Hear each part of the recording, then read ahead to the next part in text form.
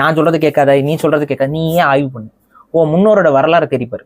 ஓ முன்னோர்கள் எந்த கோயிலுக்கு முக்கியத்துவம் கொடுத்தான்னு போய்ப்பாரு. அங்க உன்னோட குடி புதஞ்சு கிடக்கும். உன்னோட குடி வரலாறு அங்க புதஞ்சிருக்கும். அதற்காகத்தான் நீங்க உயிர் விட்டுருக்காங்க. அந்த குடிகளை தான், அதுதான் குடிகள் தான் இனம்.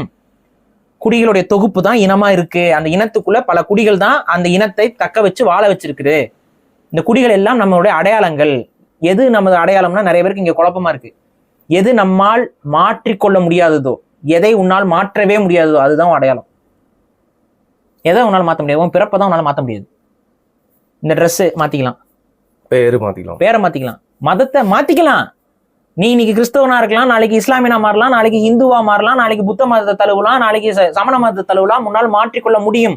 உன்னால் மாற்றிக்கொள்ள முடிந்த எதுவுமே உனது அடையாளம் அல்ல. எது உன்னால் மாற்ற முடியாததோ அதுதான் உனது அடையாளம். குடியும் இனமும் தான் உன்னால் மாற்ற முடியாது. நீ பிறக்க தான் முடியும்.